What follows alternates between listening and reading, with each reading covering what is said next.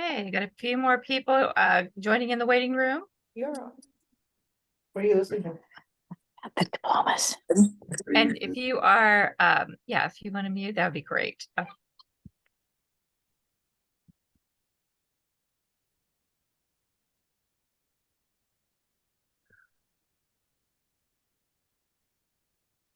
Okay, so welcome everyone to our Community of Practice on Secondary Transition General Session. So for today, we have quite a full agenda. We have our partners here with us, as well as our presenters. And so first off, I'm Joyce Montgomery. I'm with the California Transition Alliance, and I am one of the leaders of our Community of Practice on Secondary Transition. Not able to join us today is Caitlin Williams with the California Department of Rehabilitation, and Michelle Williams with the California Department of Education. So we do have representatives from their agencies that will be able to share. So again, if you're not speaking, if you wouldn't mind just to mute, since we do have a lot of folks on today. Thank you so much. So for our presentation, today, we will be having for our agenda, we'll be going over our current calendar. We'll have a presentation from the California's New Pathway to a High School Diploma for Students with Significant Cognitive Disabilities by Heather DeFede and Kristen Wright. We'll have some time for open discussion and comments. After that, we will have some partner updates and then have our closing for the meeting. So just as a recap, this is our last meeting for the calendar year. We will resume our meetings starting in the fall.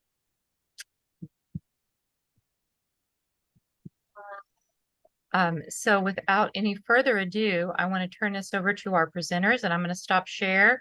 And Heather, if you want to go ahead and put up your presentation. I know we got a lot to cover, and we just want to jump right to it.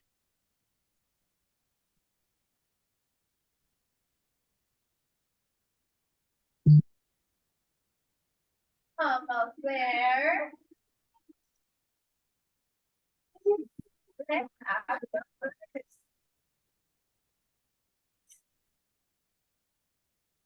Looks good. I think a little bit off center there, maybe. It's a file that you're sending that has a link, but no, don't use that link.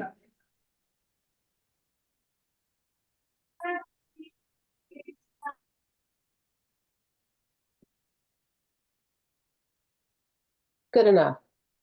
Okay, Heather, are you ready? Yes, thanks everyone for joining us. Kristen Wright and I are here today to share a little bit about some updates on the pathway to a diploma for our students with significant cognitive disabilities. I'm Heather DeFede. I'm the SELPA director for East County SELPA, which is located in the San Diego area. And Kristen, you want to introduce yourself? I'm Kristen Wright, and I'm the Executive Director of Equity Prevention and Intervention at the Sacramento County Office of Education. We also have, you'll see on that slide, it says California Includes.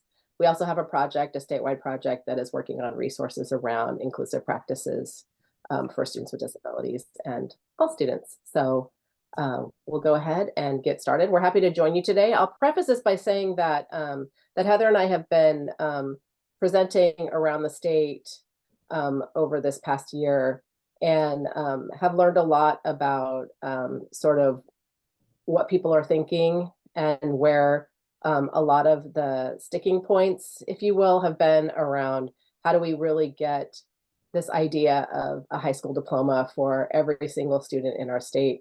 And so we're going to start off by imagining a world, and hopefully we're all amongst friends here. We're imagining that world for individuals with disabilities and every student to be able to receive a high school diploma, have no barrier to be able to work towards the next, the job or the post-secondary training or education, university, whatever they choose.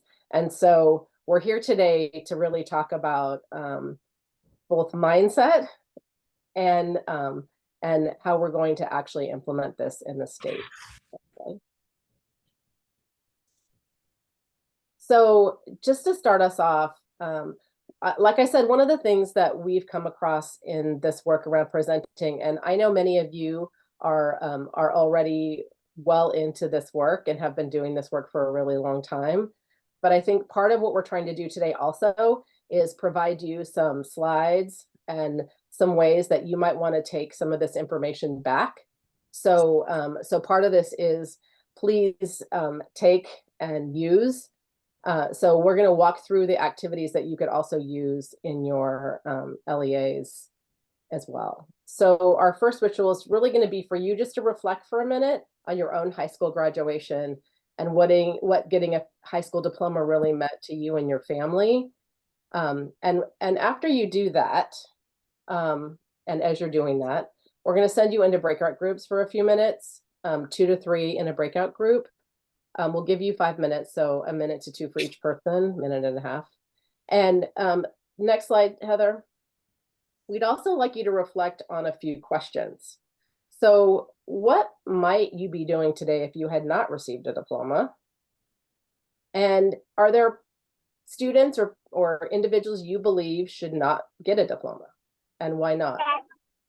And finally, what biases do you have? Or also what biases do you think others have about people who don't have a diploma?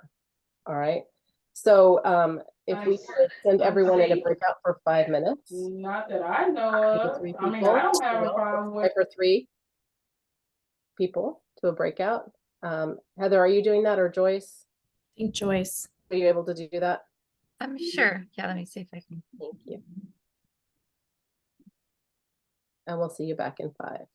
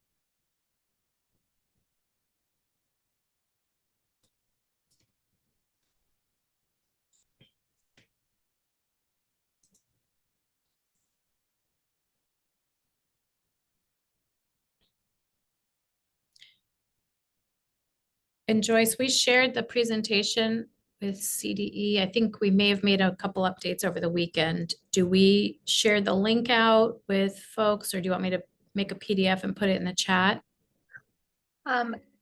Yeah, if the final copy hasn't been approved, if we can maybe send that through approval before we send it out, if that would be okay. Yeah, And, it's the same link.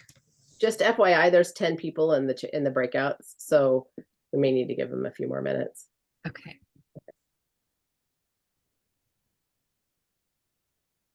This is Noelia. I think it's okay to send it.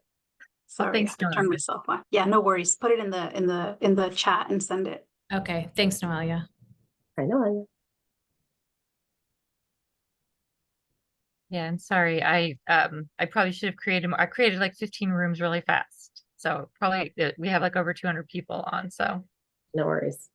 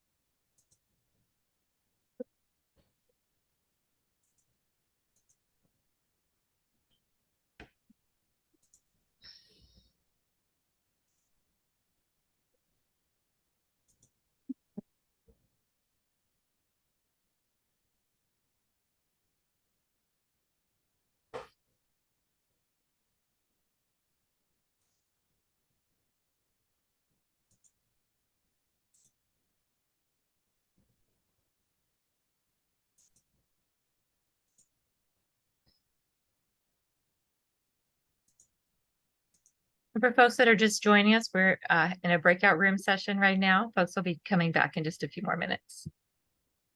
And team, just let me know when you want me to bring them back. Thanks.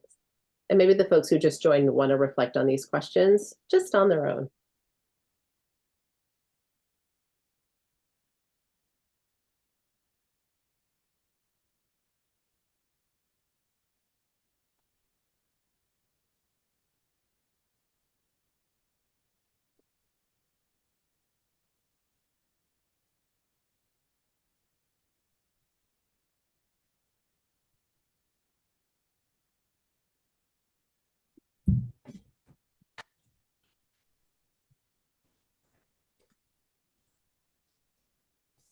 Do you want to send like a 2-minute warning, Joyce?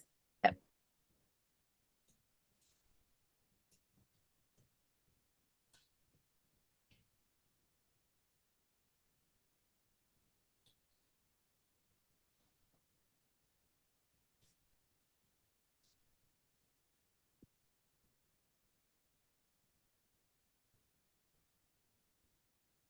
Send. Do you expect to send more breakouts? Because I'll be a little bit better prepared. Okay, that's the last one. Okay. Okay. I didn't do enough. No worries.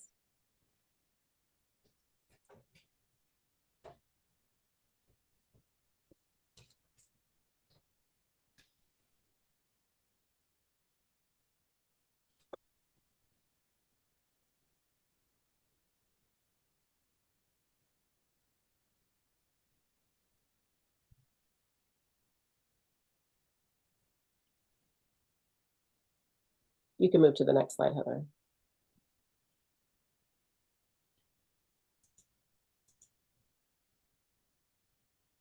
And the next one.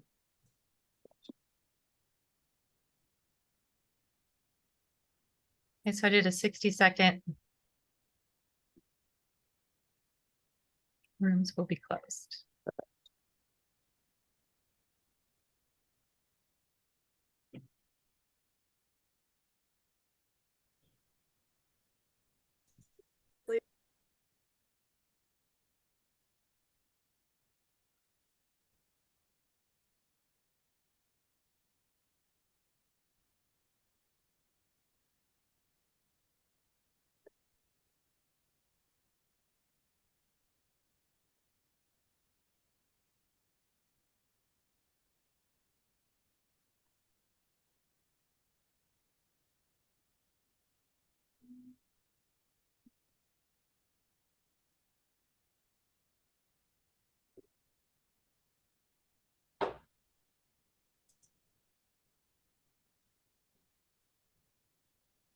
Looks like folks are back and coming back at warp speed.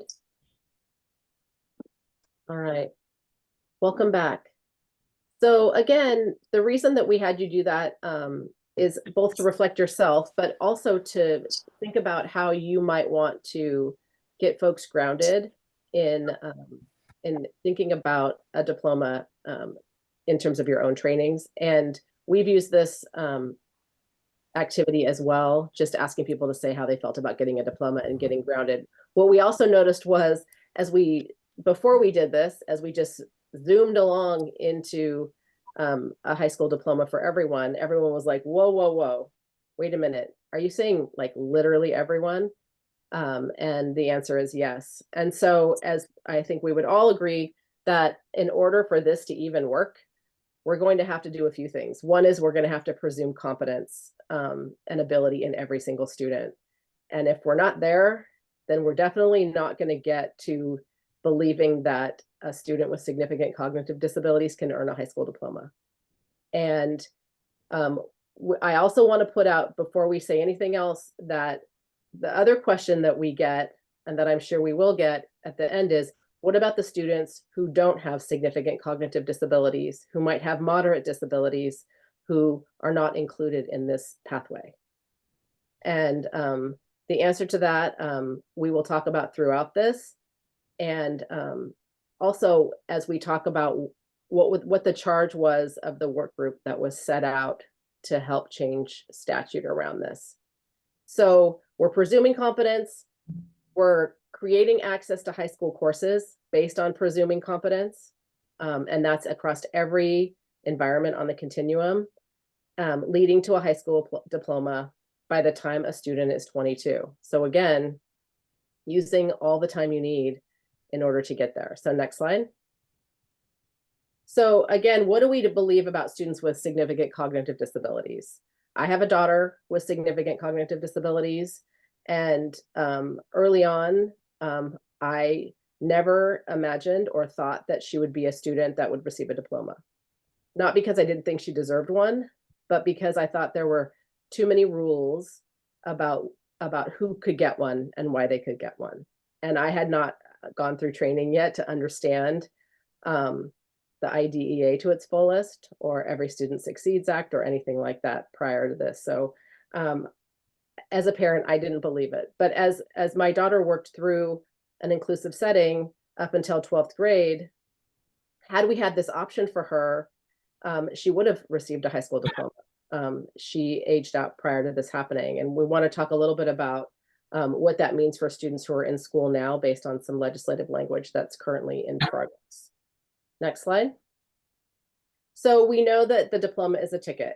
We also know, and you know because you're transition people, that 90% of employers prefer to hire youth with a diploma. We also know it's a huge barrier. Does it mean it's impossible to get a job or a placement with supported employment without a diploma? No. But I think the question is why would we set a student up to not have one if they earned one? So that really shouldn't be a barrier. Next slide. So this is some of the data around what jobs individuals have that don't have a diploma. And I think it's even gotten worse since this was done. This was a Bloomberg from a few years ago, that these jobs will all be automated. And so the question is with knowing that these jobs will be automated, and we know that most of our students are in these jobs, what do we want and expect them to be able to do? And I know there are a lot of. Hey, I need your help. So next slide. So where did this come from? Sort of this just landed, and there was some information sent out saying, guess what? We have a pathway to a high school diploma for students who take the alternate assessments. Where did this come from? Well, in the Budget Act of 2020, Senate Bill 74, there was a provision that said there needed to be a work group. And the work group consisted of lots of people from across different walks of the education and rehab space. It also included Department of Rehab and Department of Developmental Services and CDE. And their job was to make sure that the legislature had some way of understanding what was necessary in order for every student to get a diploma. And so, as you know, since the beginning of the accountability system in the dashboard, we're now identifying students with disabilities as the group with the lowest high school graduation rate. And so many of us are working on graduation rate for the student group. That was another impetus for this to happen. So they basically got together, and this legislation was in writ large was called Alternate Pathways to a High School Diploma Work Group. And so they were supposed to look at multiple pathways. The one pathway we're talking about today that was enacted into law is this pathway to a high school diploma for students with significant cognitive disabilities. This is an allowance under the federal law of ESSA. Okay, so next slide. So as we're thinking about this, and we're going to go into more detail about the law in just a minute, I want you to set your mind on something. And this is important for both educators and administrators, because you're going to get a lot of questions about how are we going to actually make this happen and come to fruition. So I think the first question is a basic question, and this tracks all the way down to preschool, pre-K, TK. Is every student at your school, starting at the beginning, really granted the opportunity to learn grade level academic standards? We have some of the most restrictive environments in the state overall compared to everyone in the nation. And with that often comes multi-grade level special day classrooms. And this is not a slight on on those classrooms. It's just to say that it's very difficult sometimes for teachers to teach many grade levels. So our question continues to be, how do we make sure every student gets access to the grade level standards? So we set them up to be able to be in high school and take those high school courses once they're in high school. But if they haven't had access, you know, and in 8th grade, someone's saying, oh, you know what, there's this alt pathway, and they've never had any academics, it does make it much more challenging. The second question is everyone at your school site or district trained in universal design for learning? Are from the build are lessons and classrooms being set up for everyone? And then the third is, are students in the SDC classrooms getting opportunities to learn at the highest levels? So what access do they have to grade level instruction and peers with and without disabilities? Again, yes, we have the full continuum, but across the continuum, and we had this presentation with our non-public schools as well, that everyone has a responsibility to be teaching high school and offering high school courses, access to high school courses for all students. And there's been a number of court cases over the past few years that have undergirded that access to grade level standards and not having to be at grade level in order to get access to your grade level standards of what your age is. Next slide. So as I was saying, this really came out of the Every Student Succeeds Act, which allowed states to decide if they wanted to offer an alternative pathway to a diploma. And many states decided to do that. We modeled our state model after some of the work that Louisiana had done. And so if you've seen some of their work around pathways around CTE and standards-based, that is what we modeled after. It's required that we align with whatever the state requirements are for graduation, for high school graduation. And that is the state minimum requirements for graduation. And then also that it's obtained in the same period for which we ensure FAPE, which is up till the student turns 22, right? So even if a student with a significant disability received a diploma when they were 19, they still have access, according to federal law, to their to whatever else they needed around transition in education until they turn 22. And so that one's been a little bit tricky because that's different. So when we're looking at IDEA and saying, once a student gets a regular high school diploma, their IDEA's ended. In this specific scenario, when a student receives a diploma on this pathway, which results in a district diploma, they still have the right to come back and finish if they're doing job skills or whatever it is they're doing. They also have the opportunity to continue until they're 22 and get their diploma before they leave. And this doesn't take the place either of them being able to walk across the stage with their peers should they be getting their diploma later, right? Next slide. And so again, the impetus for this pathway was this work group. They recommended this creation of this pathway. They also recommended that we look at that middle group that I'm sure some of you are wondering about, which is the group that that struggles to meet all the requirements for graduation, especially if there's graduation requirements in addition to statewide requirements. So like if districts have A to G requirements or something like that. So the recommendation of the work group was to allow that group of students to also meet the minimum statewide requirements, but that was not adopted and that was not part of this. What we're talking about today is only for the students who take the California alternate assessment and that are considered under federal law as being students with significant cognitive disabilities. So, which is 10% approximately, give or take. 1%. It's 10% of the special ed population and 1% of the overall population. Next slide. So our new ed code, which I'm sure many of you have seen now, and that we'll go over more specifically in a minute, basically states that this started for students who entered 9th grade in the 22-23 school year. or later. I will say that there is currently language on the table to expand that to the students who were already in school and may have already earned credits towards graduation, but didn't qualify under that 9th grade. But it does not include, it's not on the table to include students who already graduated or left the system. Okay.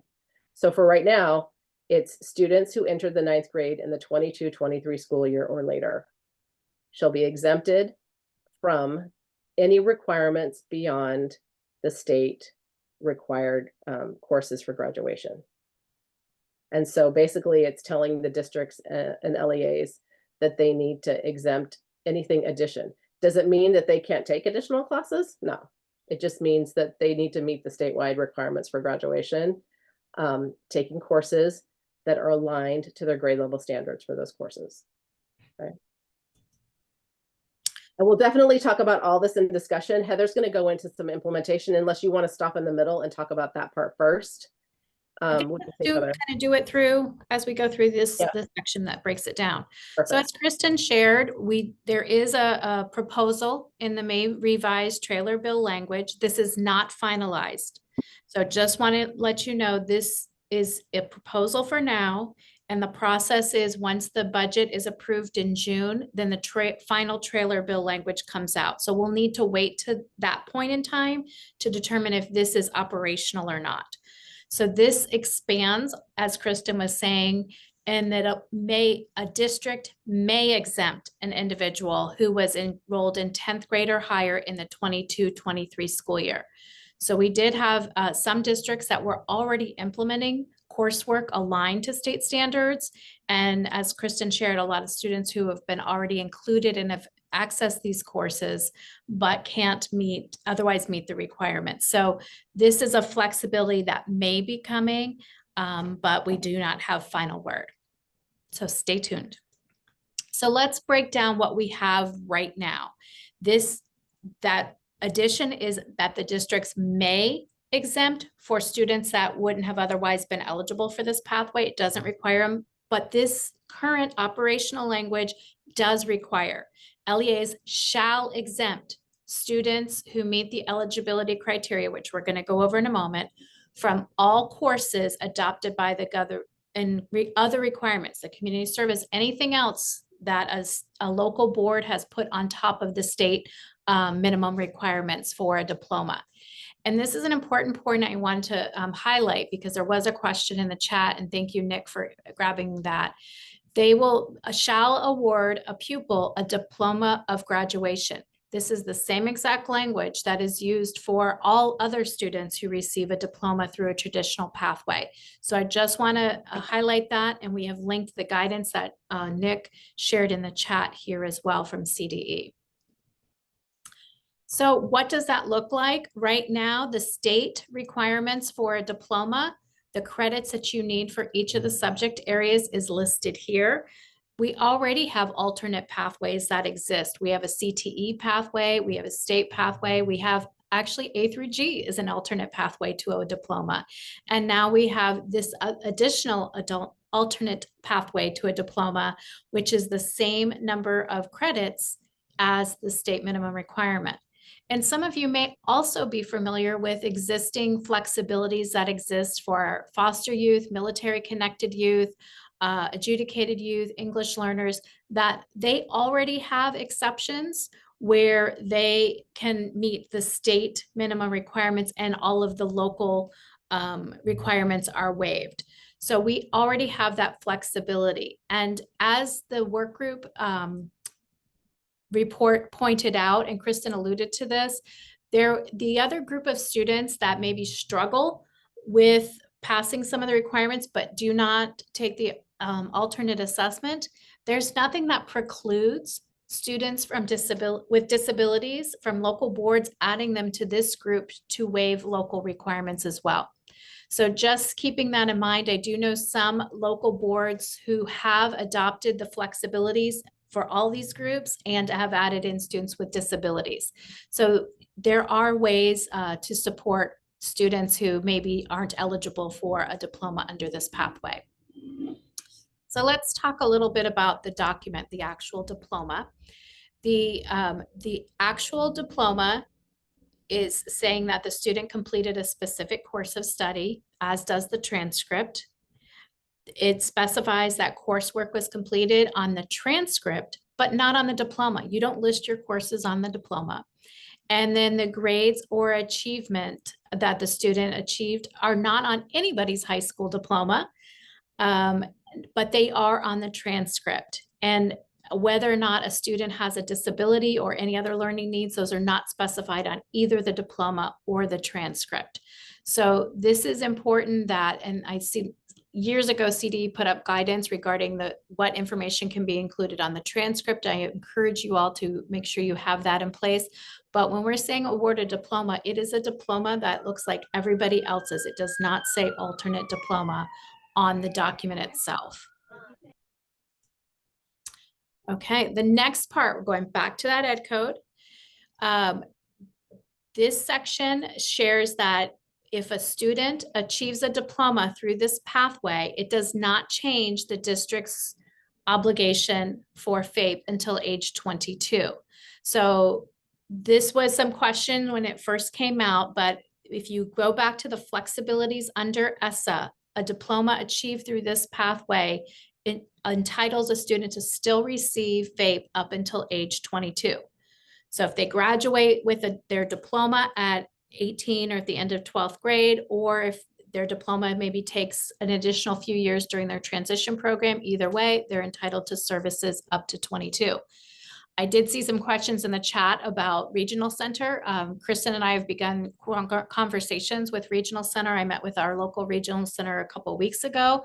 We started talking about what does that mean for our students, maybe that achieve a diploma at 18 and want to exercise their right to leave school, and where does that leave them for services? So we're starting to have those conversations, and we hope to have some more information. Self-determination is a priority in the regional center system, and we are hopeful that we can get more solid clarity around access for our students to let them have choice and self-determination on accessing adult services at 18 versus waiting till 22. So I know I did see that question for there. Okay. Another portion of this ed code is who's eligible. So we know that they achieve a diploma, local requirements are waived, and that they have are entitled to FAPE until age 22. So now who's eligible? The big shift from the previous versions is that they are eligible to take the alternate assessment. They're not required to take it. They may have not been in the state of California during 11th grade when it's administered. They need to be eligible. So it's really important that we're looking closely at the students who are actually eligible for an alternate assessment. And we can't just allow anybody to take an alternate assessment because they want to achieve a diploma under this pathway. So I think that's a really important feature for IEP teams and for IEP teams, parents to understand, as well as educators. We need to make sure we're really reviewing the criteria for an alternate assessment. And the student is required to complete state standards aligned to coursework. Some districts were already implementing this. Some districts were not. And so you might see some differentiation across the state with the rigor of the courses that were being offered. So it's really important for us to look at our coursework and not just recoding the name, but making sure that we're really aligning to the state standards. And Heather, we have a question about that in the chat too. It says, what if the student is in a modified curriculum and not earning grades, promotion to next grade levels based on meeting IEP goals? Under ESSA, every student should be having access to their grade level standards. And the idea is if we're backward mapping from access to grade level standards aligned coursework in high school, we should be having access to grade levels aligned coursework all throughout school. And so we also had someone in a previous meeting ask about, what about kids on and I'll put this in quotes, functional track? There is no such thing as a functional track. There are students who receive access to their grade level standards in whatever environment allows them to receive access to their grade level standards. IEP goals will have functional things attached to some of them for functional skills, but that does not take the place from everyday learning. And so the expectation is that every student does learn their grade level standards and moves on to the next grade level and learns new grade level standards, even if they have to be highly scaffolded, which is where the alignment piece comes in. Did you want to add anything to that, Heather? Am I missing anything? No, I think you covered it. I think it's really all those skills and things we are teaching should tie back, even if it's heavily scaffolded, it should tie back and be grounded in state standards. Okay. All righty. So for those that are using the statewide IEP template, there are determinations where you can make sure that families are informed. It's really important that families understand what outcome or what pathway their child is on. So as you're doing your transition plans, we currently have always had the field of certificate of completion or diploma, but I think it's important that our families understand if they're achieving a diploma through this pathway, we need to be clear for our families so that they can make informed consent. And I did see a question about certificate of completion while we're touching on that subject. At this point, there is nothing that precludes a district from providing a certificate of completion. There were recommendations within the pathways work group that suggested eliminating it. I've heard people say it very authoritarianly, but it is not, there's not a movement at the moment.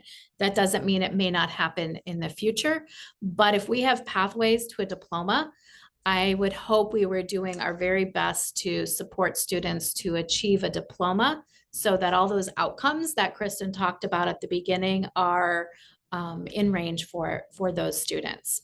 And I think it is important to mention that the student group we're talking about should be the only student group that's on a certificate of completion pathway, because that was the only option they had prior to this.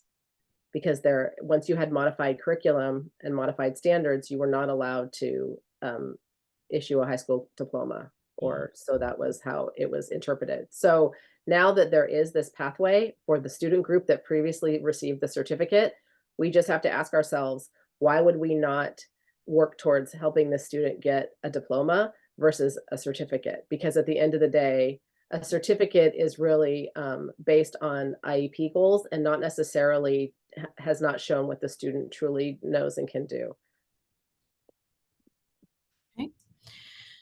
CDE has put out some alternate assessment guidance. It's a worksheet that they have developed, and that might be something to help IEP teams make that determination. There were some other versions, so locally you may have developed a more streamlined version, but that is there for your reference. So we have students who are eligible. They have to take the alternate assessment and meet those courses aligned to state standards. So how do we do that piece? Because there hasn't been this push to make sure our coursework is aligned to state standards. And we have some different resources that we are sharing with you. We have the complete state standards aligned courses. And I just want to, so you have the alternate assessment page on CDE's website, which has the content connectors and essential understandings there for you. And then we worked on, Kristen and I were really like trying to wrap our head around, because the essential understandings don't cover every grade level because they go 3 through 8 and grade 11. So what I worked on with a couple other folks, with Dr. Wendy Aguili from Mount Diablo, is making a tool that aligns the state standards with the essential elements and within California and the core content connectors, but also with dynamic learning maps. And those of you that have been in special education or education for a while might remember, with the advent of Common Core state standards, there were different consortiums that were developed across the country to develop the alternate assessment. At the time, California was part of the NCSC consortium to develop its alternate assessment. And that's where you see some of those core content connectors are from that. So that's why you see NCSC. At the end, California withdrew. But there were other groups that were doing similar work of clusters of states. And one was the dynamic learning maps.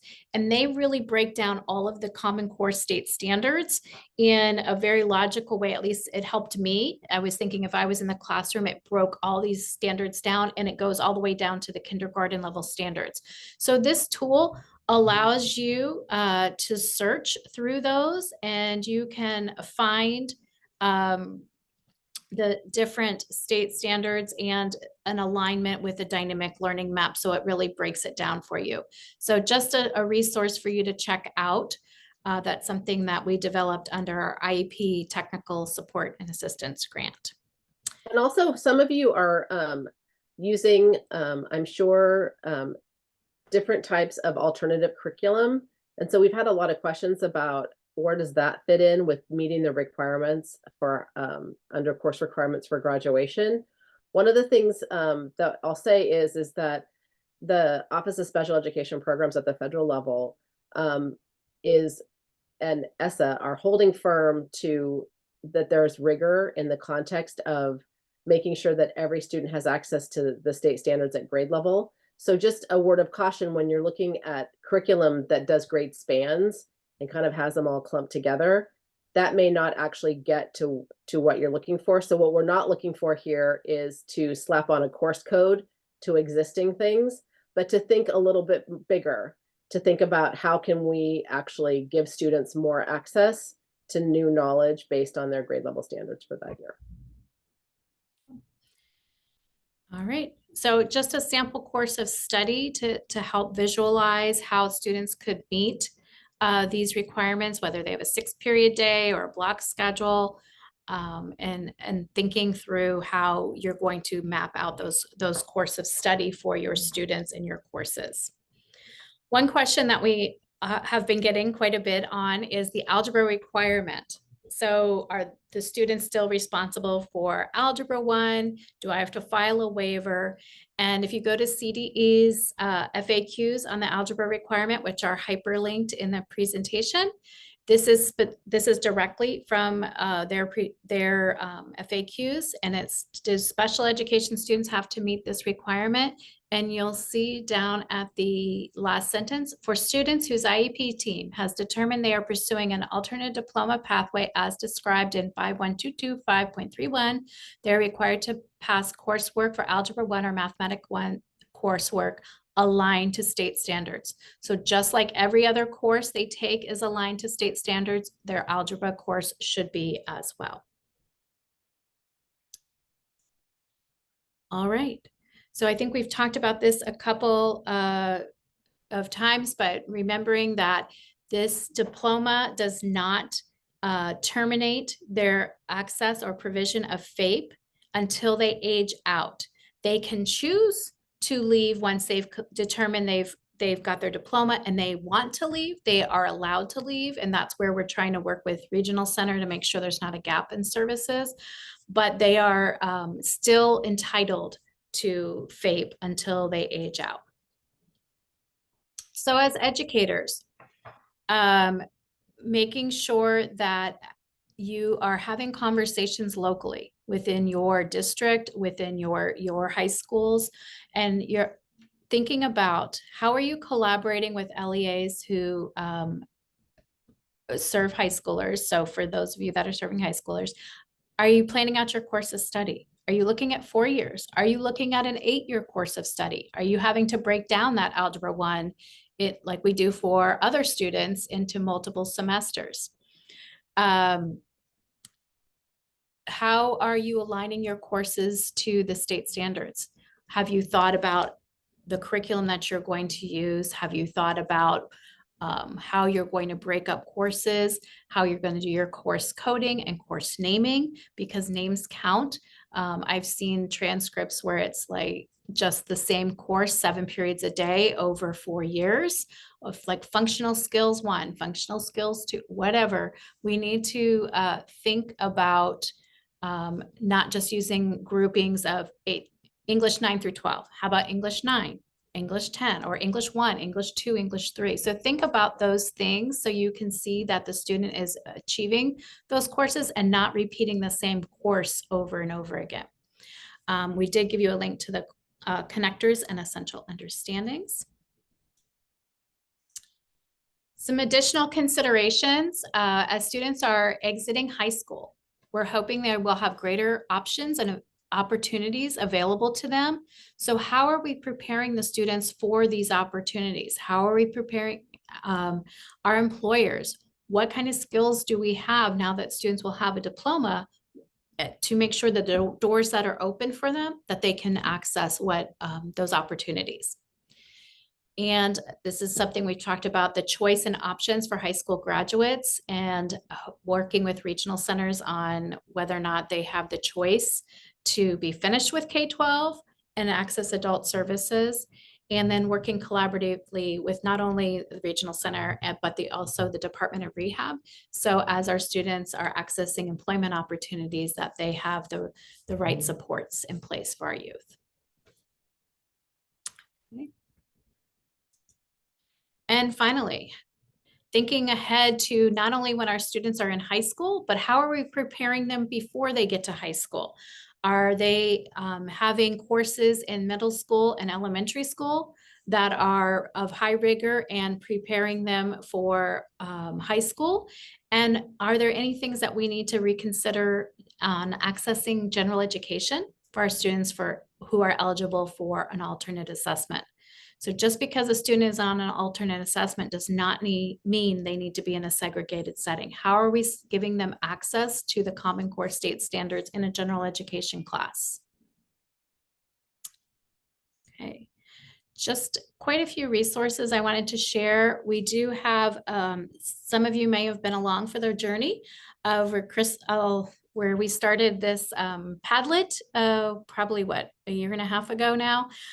So the Padlet, I've updated the Padlet and taken the old stuff down and added some new stuff. So if you wanted to access the Padlet, it's updated. And then we also have sample lessons that have been done through Grossmont Union High School District here in East County, SELPA. They had a team of teachers that came in during the summer and started doing some lesson planning and preparation. So they're not the be all and end all because it doesn't do the whole scope, but they are at least a starting point for you to consider and options you can consider. And these are available for everyone to use. You also have some resources on course coding. I've been getting a lot of questions on how to code courses for CalPads. I am working with Brandy Harkey from CDE to develop like a quick training on how we are developing and naming courses and making sure they're coded correctly for CalPads. So hopefully that will be out soon. Maybe in the summer things will slow down for Brandy and I can grab her. SIP always has amazing resources as we're thinking of our access for our students and that inclusive mindset. And the TIES Center has many resources for you, CAST for all the UDL, and the SWIFT Center for Rightful Presence, and then all assessment resources for the California Alternate Assessment are there for you. And the Content Core connectors. And we have West Virginia's. We found those to be highly aligned as well, if that's something you wanted to take a look at, and Louisiana's information as Kristen shared with you. So I see the questions are just popping up out of the corner of my eye over here. So I'm going to stop sharing and maybe we can dive into some of those questions. And Heather, before you do that, I'm channeling, just seeing Kevin Schaefer's name on here reminded me Yes. of Kevin sitting on my shoulder, saying words matter in this conversation. Thank you. And that the way that we as experts in this area talk about our students with disabilities is going to set the tone on whether people think that this is even possible and not to be rolling their eyes. So the more we're talking about students being competent and able to achieve high standards in whatever way they need to access this information, that they have a way to communicate. And so this is where their voice becomes important. and making sure they have a voice in all of this, the student.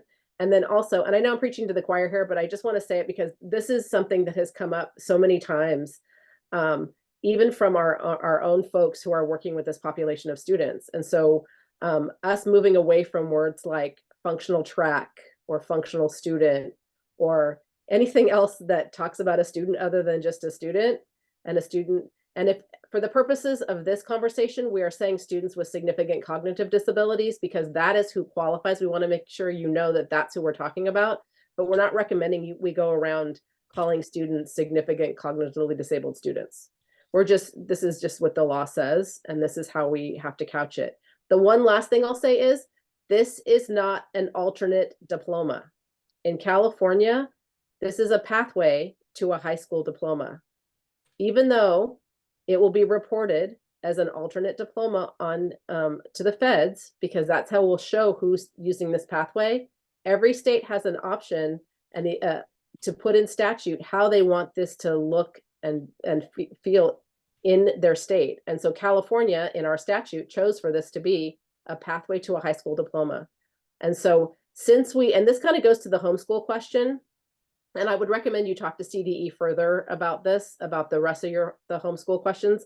But the one about the diploma is that the state doesn't issue diplomas.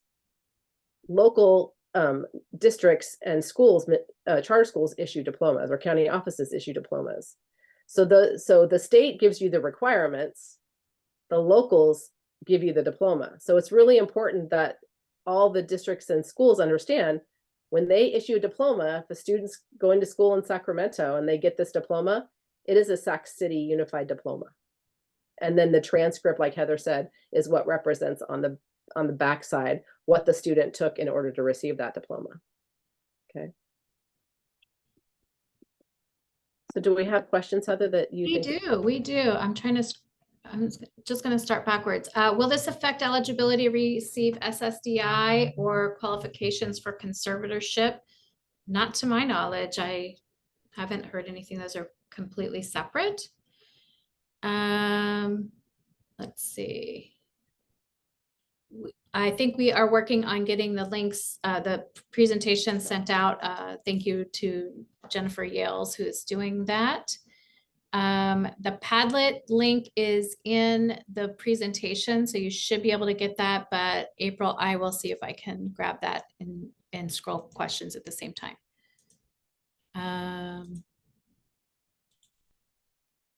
Okay, let's see. And I think there was a question about there was someone that walked away with the understanding that they were exempt from all high school courses. That is not correct. They are exempt from local graduation requirements and courses. So local boards have different things they add on to the state minimum requirements. Students in this pathway are required to achieve all of the requirements under the state courses, which algebra is part of the state minimum requirements for a diploma. And in homeschooling, as Kristen said, I would reach out to whoever you're doing your homeschooling program through, or CDE. But if a student was going to already, if they didn't have a disability, or they weren't homeschooled, or even if they were, it would be whatever district diploma that everyone else receives, right? If that's the agreement with the district, is that they receive that district's diploma. Yeah. Okay, let me see.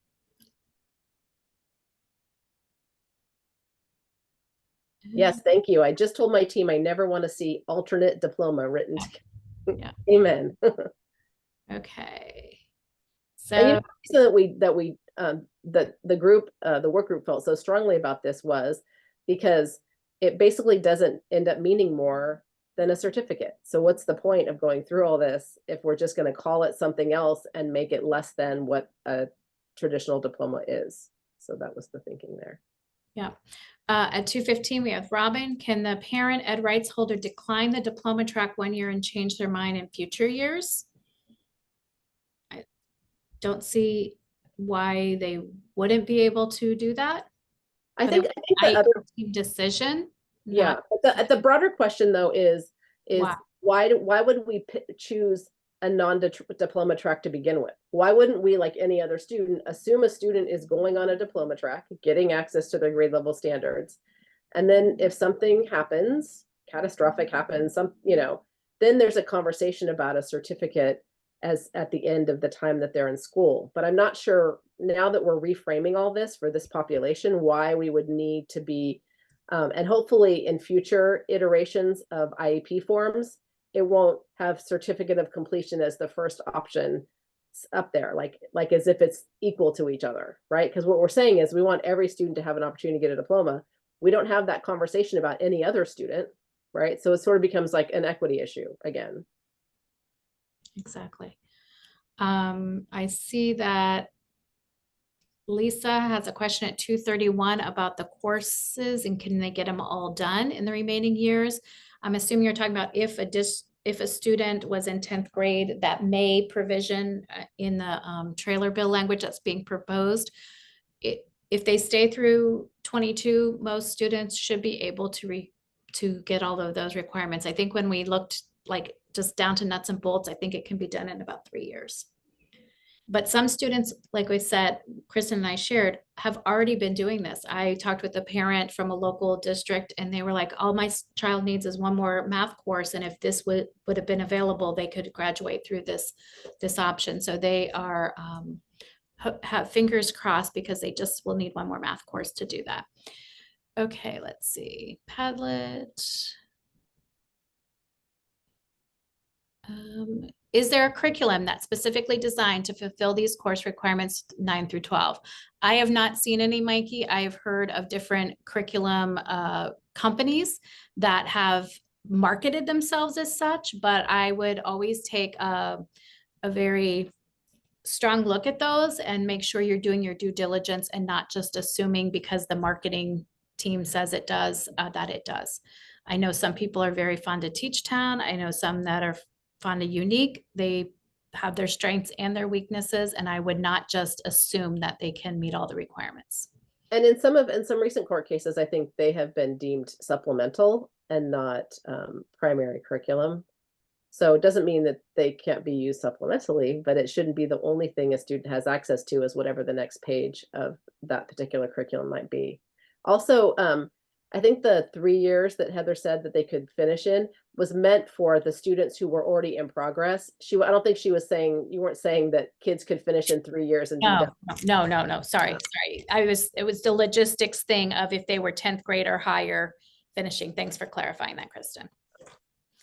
Okay, question at 2:08, Janine Forsland.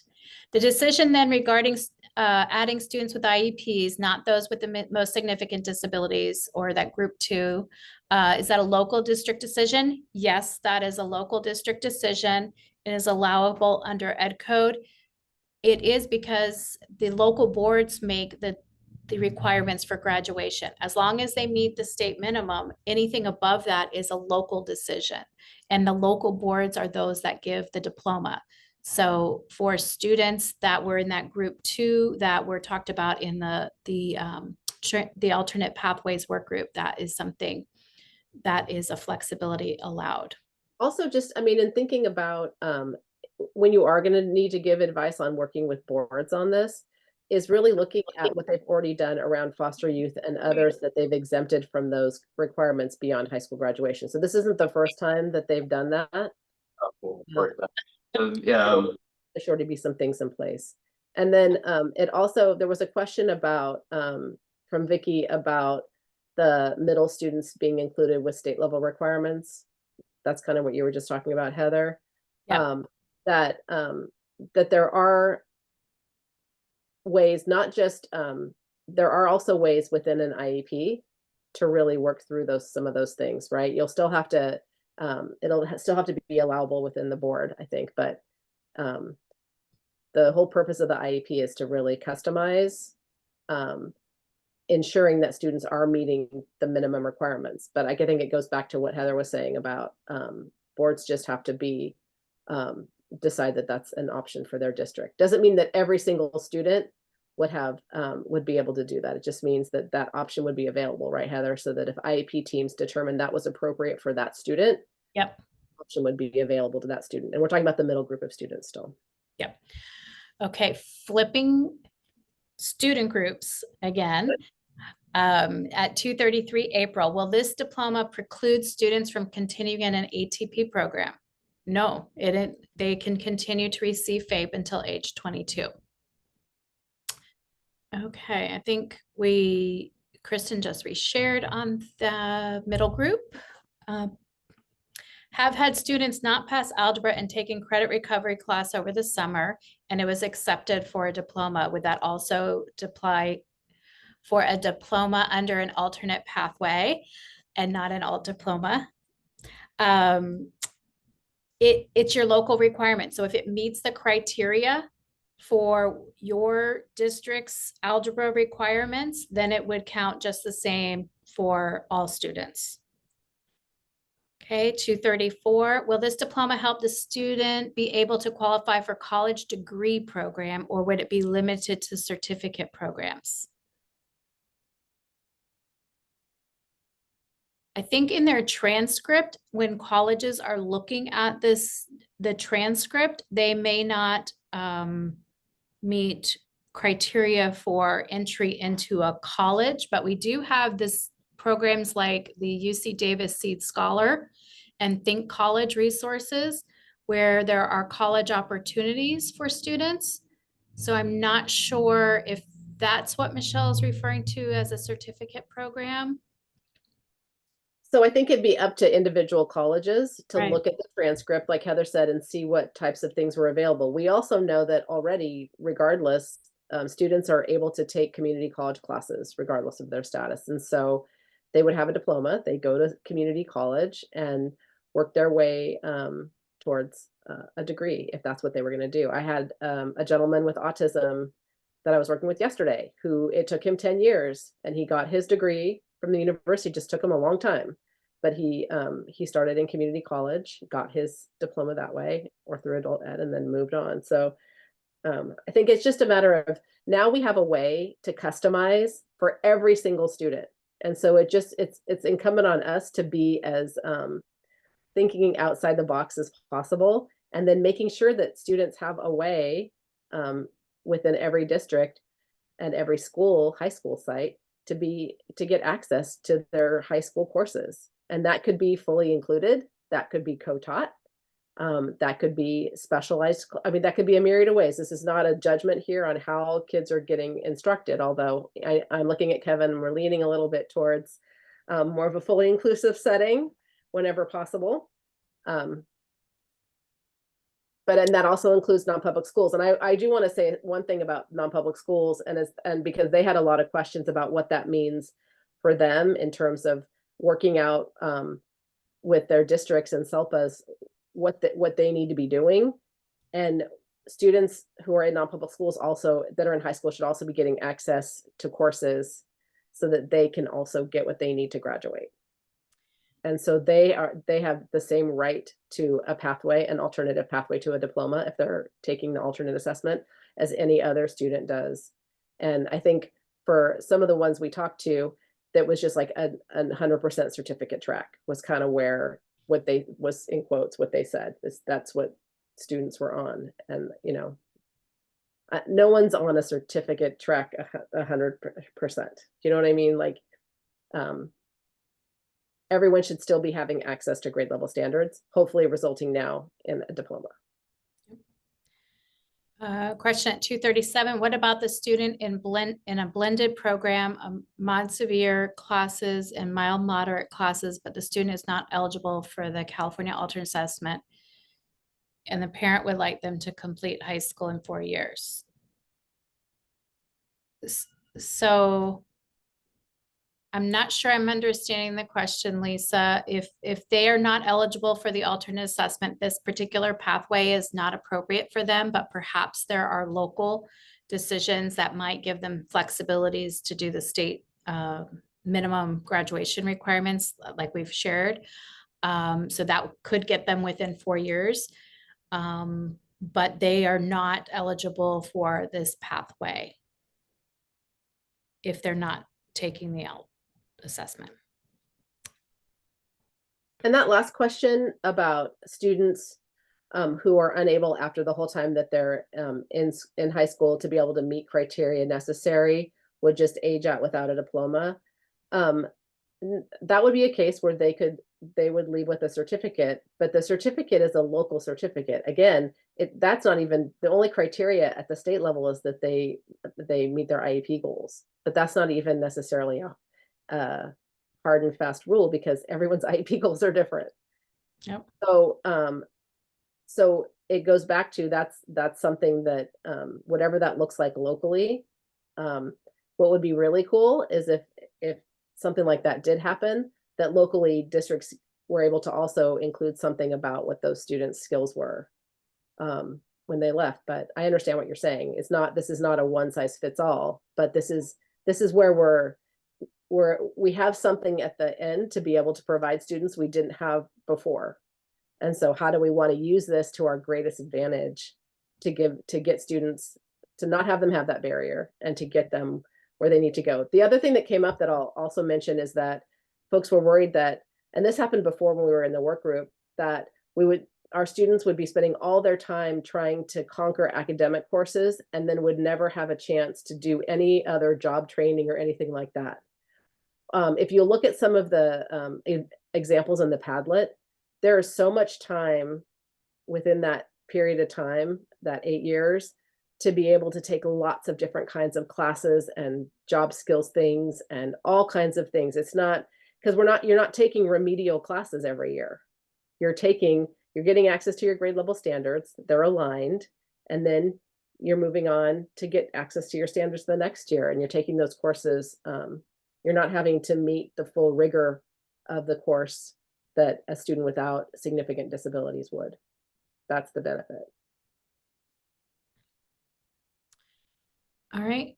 If enacted, would the trailer bill language make this pathway accessible to any past grads, or would they have had to have been enrolled in grades 10 through 12 or even ATP during 22-23? As I was reading this question, I was like, oh yeah, it doesn't close the door for past grads, but I don't think that would be realistic. But we'll go back and look at that. So we'll explore that a little further to see if there's some clarity needed in the trailer bill language. If students work on their diploma 8 years, is that the one you just did, Kristen? And then how can this training get on CSBA's training and events schedule? I believe this information needs to be shared, understood, and support the top tiers of LEAs. We have CSBA, most of our districts across the state subscribe to CSBA's subscription service for board policy. So we have been working with them over the last 2 years and really making sure that their policies that they're recommending include this. But we're happy to reach out to them. We've met with the CAPSES leadership, which is the Association for our Non-Public Schools. We're doing regional centers and Department of Rehabs now, but we'll add in CSBAs in our tour. Okay. I'm looking at CDE for this, and maybe Nick or Noelle, one of you know about where they find out more information about homeschooling and their students is. I guess the first question I would ask is, who is the homeschooling program through? If you filed an affidavit as a private school, then I believe it's on the parent. So it's whoever they're connecting with would be the first place I would start with, whoever they're doing their homeschooling through. And unfortunately, that's about all I can answer about homeschools.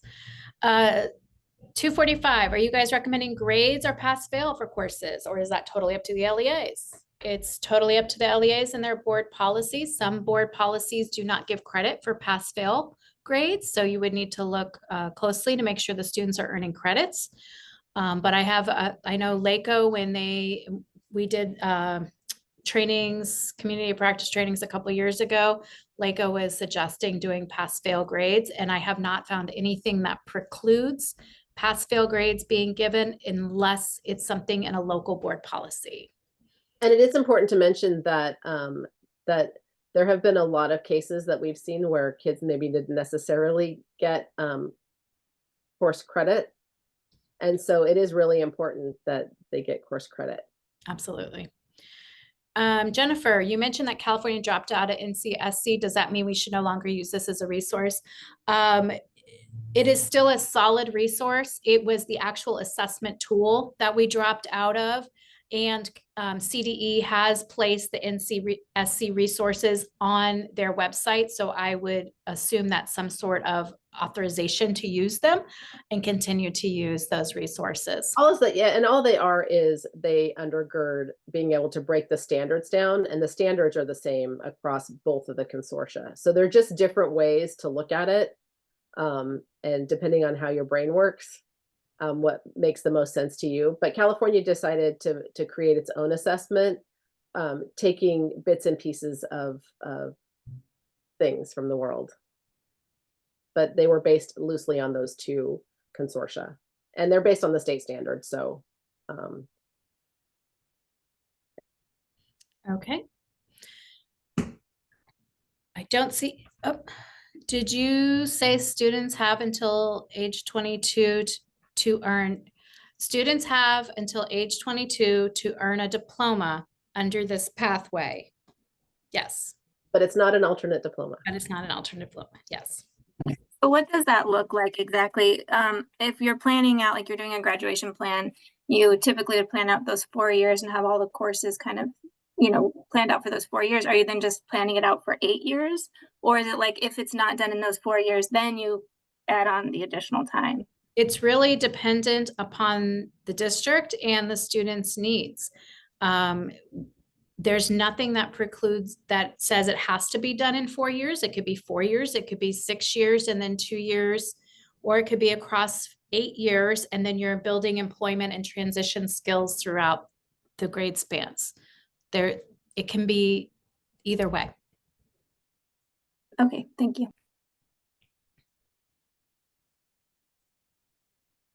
Okay. So again, the recording for this session will be on the California Transition Alliance website. If anyone needs to go back and review the recording. If you have additional questions, you can also post those on our California Transition Alliance website, and we will be sure to get that to Heather and Kristen for our response. So Heather, Kristen, thank you guys. Amazing. I just appreciate your work so much. As does, it's nice being here with the choir. So we really thank you. Thank you for your work. And hopefully it didn't feel too much like we were overly preaching to the choir, because we want you all to be armed with this, because we know that you're out there as spokesmodels for the cause. And so if we can all uniformly be saying similar things and lead and help lend to less confusion, we will be better for it, and so will the students. So we appreciate y'all coming.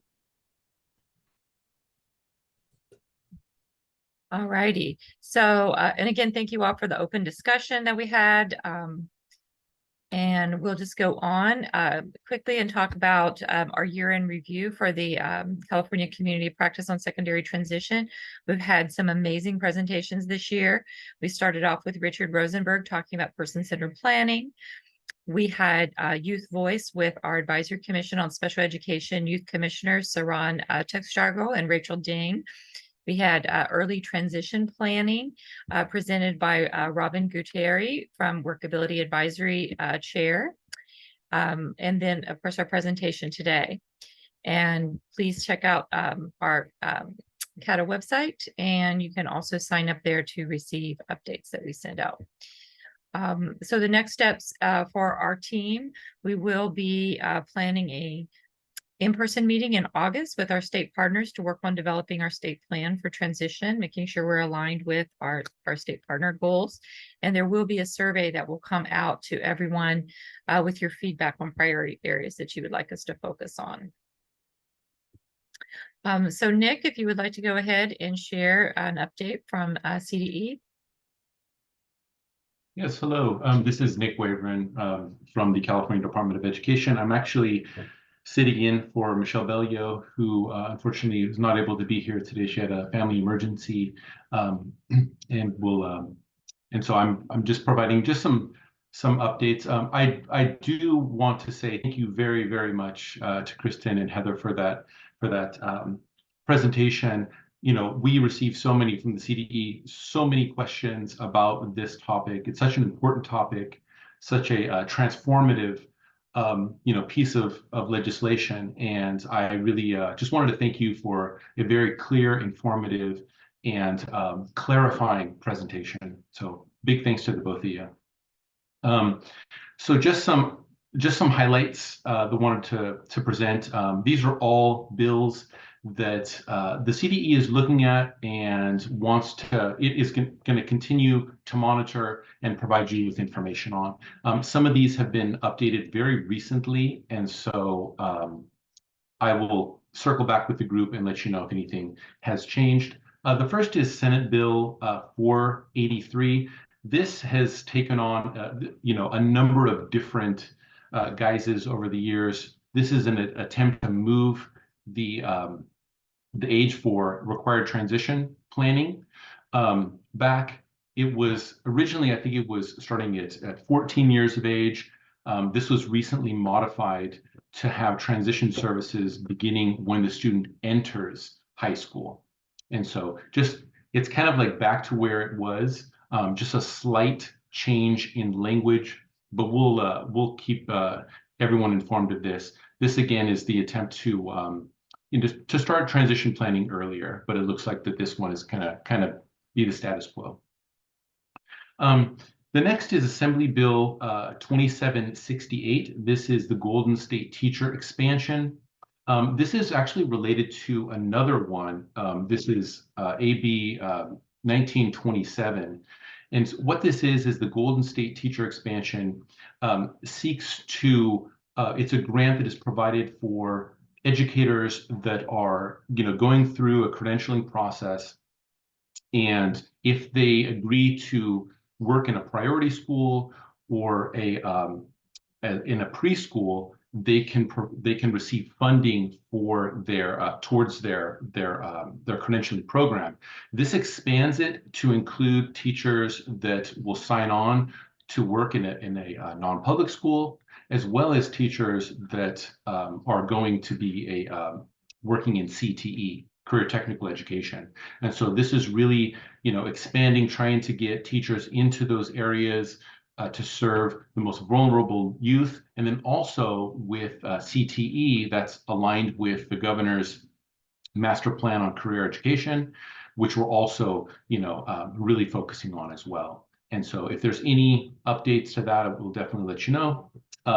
SB 181, that's alternative pathway to a high school diploma. This is Heather and Kristen just presented on this. Not a lot of new information. I know that there's some information in a trailer bill, but we can comment on that as we know more about it. But there was some recent CDE guidance on this topic that is on the screen. I will put it in the chat. Sorry, I'm getting a phone call at the same time presenting, which is always great. But I'll put that into the chat because a lot of the questions that were in the chat today are actually addressed in this guidance. Not all the questions, but a lot of them are. And so if you haven't had a chance to look at that guidance, I would highly recommend, giving it a look. And always, if there are questions that are not answered through that, you could always send an email directly to the CDE, and I'll do my best to answer your questions that way. The next, there's just a few more, and I just see there's just a few minutes left. Dual enrollment, this is AB 359, dual enrollment college and career access. This one here, sorry, real quick, let me get to my notes on this. Sorry about this. I don't have notes on this one here. So I will provide more information on that in the future. AB 2173, this is emotional disability. This seeks to change the name of the qualifying disability instead of emotional disturbance to emotional disability, and this was referred to Committee on Appropriations. And the last one is AB 1938. I believe 1927 and 2768 were mentioned in the previous slide. The AB 1938, this is ensuring that as school districts employ inclusive practices, universal design for learning, that they're also keeping in mind students that are blind or deaf in that process to ensure that all students have access to the curriculum. And so those are the updates from the CDE. We will continue to provide you updates, if there's any changes to these. And as always, if there's questions, please reach out. I'll put my email in the chat if anyone has questions. Thank you, Nick. So for the California Transition Alliance update, we are working on some projects. We're working with supported inclusive practices on some reporting for transition planning, the basics guide. I highly recommend, if you haven't, go in and download that for free from our website. I'm just going to drop this in the chat really quickly.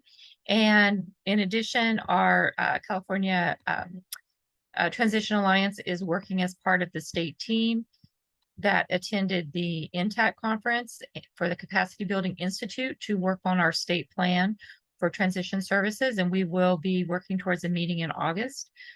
We're also continuing to do outreach for some of our region lead positions and our alt region positions. If you're interested in bringing in your expertise to the California Transition Alliance to assist us in providing this very needed training throughout the state, please reach out to us through, I sent the website link in the chat, and there's also a link there for our membership information.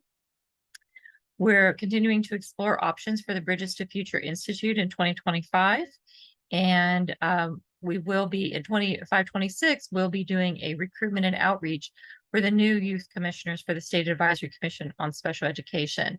Our two wonderful commissioners, Saran and Rachel, will be completing their 2-year term. And so we want to start planning for our next commissioners that will be not taking their place, but coming on board.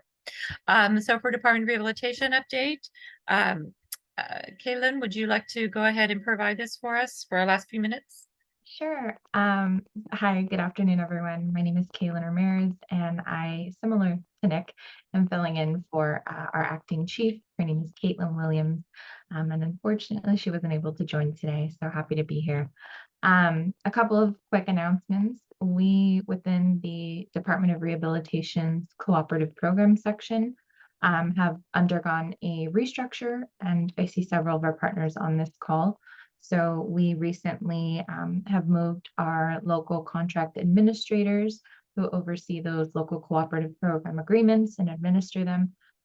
They used to live within the fields at the local level, and now they report to our cooperative program section. So we went from a restructure of 16 now to 9.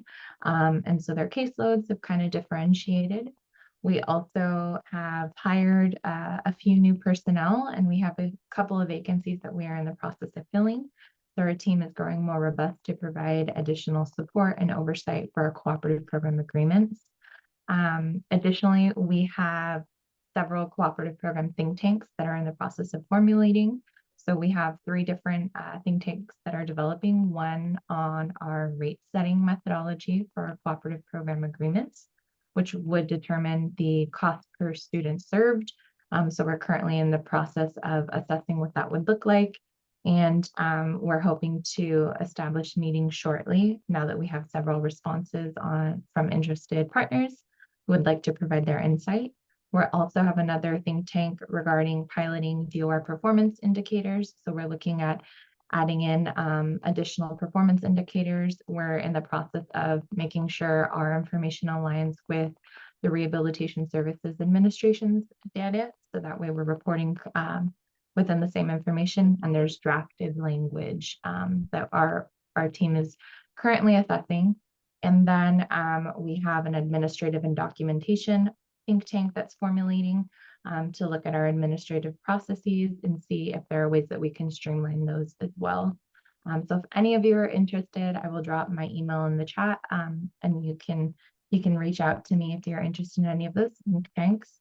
And then probably the most exciting recent update at DOR is we've undergone a name change. So on May 14th, there was a notification that was shared out. And so DOR, the Department of Rehabilitation, will now slowly transition into the name of Disability Works California. And so this has been a long-standing process, and we're really excited that a new name has been shared out and agreed. And it will be a gradual transition. So it won't be overnight, and there will be new information that will be shared as things arise. And so I think that's it. Okay, so thank you so much, Kaylin. And Sorry, could you so- repeat the new name? Disability Works California. Thank you. You're welcome. So our next general session meeting will be October 7th. So folks can start marking their calendar. We will, as we say, be working towards our plan for next year, as well as getting potential topics and presenters. And I am going to post in the chat our you can join the listserv so that you'll always receive notifications of our community of practice events. So again, thank you all for joining today. It was wonderful to have so many of you here, and have a great rest of your day.